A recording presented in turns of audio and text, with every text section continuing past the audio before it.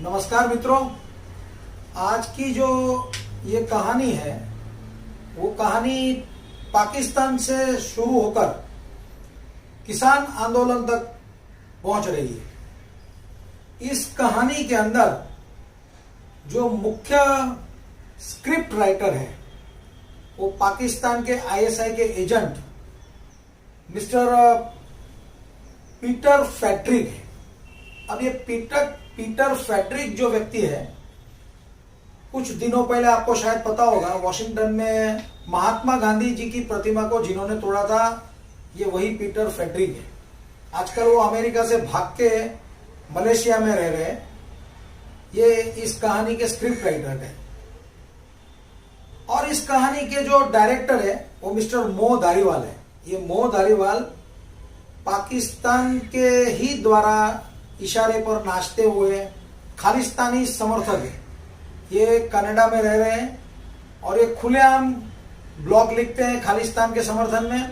भारत विरोधी गतिविधियों में वो बहुत बढ़ चढ़ के हिस्सा लेते हैं और इनके हाथ के नीचे जो काम कर रहे हैं वो अपने भारत के जो कलाकार हैं, जो भारत के इस स्क्रिप्ट के अंदर काम करने वाले जो लोग हैं, वो है निकिता जेकब। अब ये निकिता जेकब एक एक्टिविस्ट है और लॉयर भी है। ये मुंबई में रहती है और इनके साथ जो जुड़े हुए लोग हैं वो है मिस्टर शांतनु और दिशा रवि। अब ये दिशा रवि एक पर्यावरणवादी कार्यकर्ता है, ऐसा वे कहती है, और अब बेंगलोर में रहती है। और ये दिशा रवि के साथ ग्रेटा थनबर्ग, जो वो भी पर्यावरणवादी कार्यकर्ता है, वर्ल्ड की बहुत फेमस वर्ल्ड की पर्यावरणवादी कार्यकर्ता है, वो जुड़ी हुई है। अब मित्रों, बात ये हो गई कि इन्होंने एक मार्गदर्शिका बनाई थी जिसे हम टूल किट कहते हैं। अब ये टूल किट जो पूरी तैयार हुई थी, जिसके अंदर पूरा किस प्रकार से आंदोलन को चलाना, उसकी पूरी मार्गदर्शन और रूपरेखा थी। अब ये टूल किट जो निकिता जेकब ने और मिस्टर मो धारीवाल ने तैयार की थी, ये दिशा रवि को उन्होंने फॉरवर्ड की थी। और जेकब और ये जो ग्रेटर थनबर्ग ने क्या स्टेटमेंट देना है, ये दिशा रवि ने उसको बताया। अब दिशा रवि ने जब उनको ये क्या स्टेटमेंट देना है उस विषय में जानकारी दी, उसके साथ में ये टूल किट को भी उन्होंने प्रोवाइड कर दिया उनके पास। गलती से हो गया। अब ये गलती से टूल किट ग्रेटा थनबर्ग के पास आई तो ग्रेटा थनबर्ग ने अपना स्टेटमेंट तो ट्विटर पे दे दिया, किंतु साथ में ये टूल किट भी प्रकाशित कर दी। अभी जैसे ही ये टूल किट सोशल मीडिया पर प्रकाशित हुई तो कुछ लोगों ने उसको डाउनलोड कर लिया, लेकिन कुछ घंटे में, करीब आधा एक दो घंटे में, इस टूल किट को उन्होंने तुरंत डिलीट कर लिया और बड़ा बवाल मच गया इस विषय के ऊपर। अब ये टूल किट क्या है मित्रों, ये बहुत समझने जैसा सब्जेक्ट है। ये टूल किट एक किसी भी प्रकार के प्रोग्राम को कार्यान्वित करने के लिए की जाने वाली रूपरेखा यानी मार्गदर्शिका है कि किस प्रकार से हमको किस किस मोटो के ऊपर कैसे कैसे काम करना है।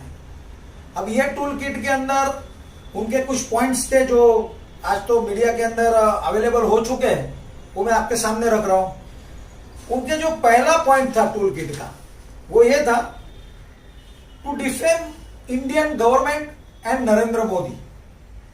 दूसरा उनका जो पॉइंट है, टू डिफेम इंडियन आइकॉन, यानी कि जैसे कि इंडिया के राज चिन्ह, भारत के राष्ट्रीय ध्वज, सांस्कृतिक विरासत के जो चिन्ह है, धार्मिक और सामाजिक भावनाओं से जुड़े हुए जो चिन्ह है, इनको किसी भी प्रकार नुकसान पहुंचाना, उनको डिफेम करना, ये उसका दूसरा मोटो है।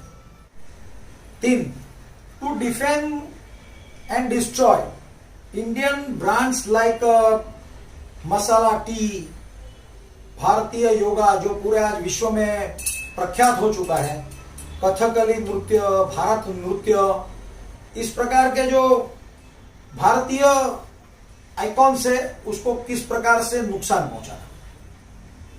चौथा, to spread misinformation about India to the world community and thinkers और इंडियन और इंटरनेशनल सेलिब्रिटीज, यानी विश्व की जो बड़ी बड़ी सेलिब्रिटीज है और बड़े बड़े थिंकर्स है उसके पास गलत जानकारियां पहुंचाना और गलत जानकारियों से उनको अवगत करवाना।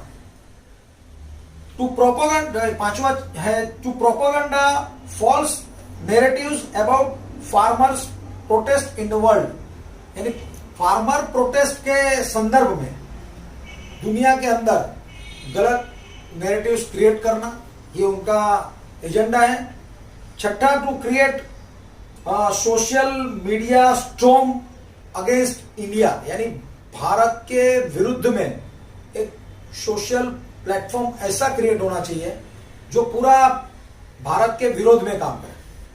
सातवां, अब ये सब जो मुद्दे हैं वो कि जो उनकी लड़ाई की शुरुआत है वो 26 जनवरी से शुरू होनी चाहिए, वैसा उनका एक टारगेट था। और वो 26 जनवरी उन्होंने इसलिए सिलेक्ट किया कि 26 जनवरी भारत का गणतंत्र दिवस है। इस दिन भारत का संविधान भारत के पास अवेलेबल हुआ, इसलिए इस दिन को उन्होंने सिलेक्ट किया। और इस दिन को सिलेक्ट करके भारत के संविधान को बदनाम और अपमानित करने का उन्होंने षड्यंत्र किया। अब जो ये 8वां मुद्दा है उनका वो बड़ा मजेदार है। ये आगे के 7 मुद्दों का ये कंक्लूजन 8वें मुद्दे में। ये मुद्दा ये कहता है कि अगर भारत की सरकार ये 3 कायदों को वापस भी ले लेती है, फिर भी उनका प्रोटेस्ट और उनकी पद्धति और उनका भारत के प्रति का जो विरोध है वो बंद नहीं होना चाहिए तब तक जब तक खालिस्तान का निर्माण नहीं हो जाए। ये उनका भारत को तोड़ने का पूरा एक षड्यंत्र इसमें दिखाई देता है। और 9वां बहुत ही इंपॉर्टेंट एक पॉइंट है, वो ये है कि हमारे में से कोई भी एक्टिविस्ट यदि पकड़ा जाता है पुलिस द्वारा तो उसके विरोध में भारत के अंदर एक सोशल मीडिया का एक उबाल उपजाना, जिससे भारत के पुलिस प्रशासन, एडमिनिस्ट्रेशन, गवर्नमेंट इन सबको बदनाम किया जा सके।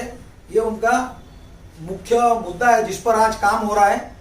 जैसे कहा जाता है कि पकड़ी गई ये दिशा रवि जो है केवल 22 साल की है, 22 साल की लड़की से पूरा देश डर गया, प्रशासन डर गया। ये सब बातें जो है, ये सब बातें ये 9वें पॉइंट के आधार के ऊपर है। अब मित्रों, ये जो 22 साल की लड़की दिशा रवि जो पकड़ी गई है उसके ऊपर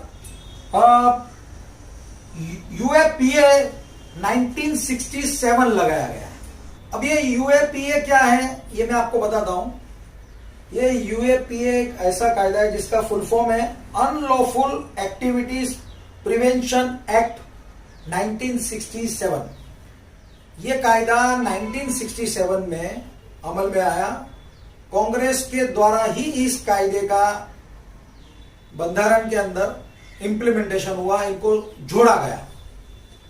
अब इस कायदे के आधार पर जो देश का टुकड़ा करना चाहते हैं, देश को तोड़ना चाहते हैं, देश को बदनाम करना चाहते हैं, देश को नुकसान पहुंचाना चाहते हैं, वैसे व्यक्तियों को ऊपर ये कायदा लगता है। और ये कायदा दिशा रवि के ऊपर लगा। अब इस कायदे के अंदर एक छोटा सा प्रोविजन भी है, और ये प्रोविजन क्या है, तो इसमें एक ट्रांजिट एंटीसिपेटरी बेल होता है।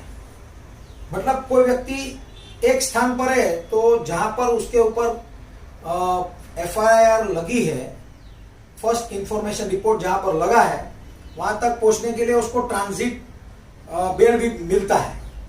अब ये ट्रांजिट बेल 1-2 दिन से लेकर मैक्सिमम 21 दिन का होता है। अब ये जो निकिता जेकब के ऊपर ये लॉ लगा है यूएपीए, ये वो मुंबई में रहती है, और ये केस जो दर्ज हुआ है वो न्यू दिल्ली में हुआ है। अब ये न्यू दिल्ली में पहुंचने के लिए मुंबई से 21 दिन कैसे लगेगा, समझ में नहीं आता है। अब मान्यवर हाई कोर्ट ने ये निकिता जेकब को पूरे 21 दिन, जो मैक्सिमम लिमिट है, उसका बेल दिया है। अब बॉम्बे से दिल्ली पहुंचने में 21 दिन कैसे लगेगा, ये भी एक प्रश्न खड़ा हो सकता है। माननीय जो सबसे बड़े वकील माने जाते हैं हिंदुस्तान के, जो हिंदुस्तान के नहीं अंतर्राष्ट्रीय कक्षा पर बहुत बड़े वकील हैं, वैसे मिस्टर हरीश साल्वी, ऐसे हरीश साल्वी जी ने भी इस विषय के ऊपर प्रश्न उठाए और उन्होंने ये भी कहा कि इनको किस आधार पर इतने दिनों के बेल मिले हैं। अब इनके ऊपर आने वाले दिनों में केसेस चलेंगे, इनके ऊपर जो भी कायदेशीर कार्रवाई होगी वो जरूर होगी, लेकिन इन तत्वों के पीछे जो छुपे हुए लोग हैं, जो भारत को नुकसान पहुंचा रहे, इनको नुकसान, उनको समर्थन करने का काम जो पॉलिटिकल पार्टी के कुछ लोग कर रहे हैं, तो सचमुच में भारत का बहुत बड़ा नुकसान कर रहे हैं। मित्रों, मेरी आपसे गुजारिश है कि आपको अगर ये मेरी बात वीडियो अच्छी लगी है तो आप इसको ज़्यादा से ज़्यादा लोगों तक पहुंचाएं। वैसी मेरी आपसे प्रार्थना है। देश का आइए हम सब साथ मिलकर कुछ सोचे, भला करें। अगर आपको मेरा वीडियो अच्छा लगा है तो मेरी YouTube चैनल को सब्सक्राइब कीजिए। Thank you very much. Bharat माता की जय। जय हिंद।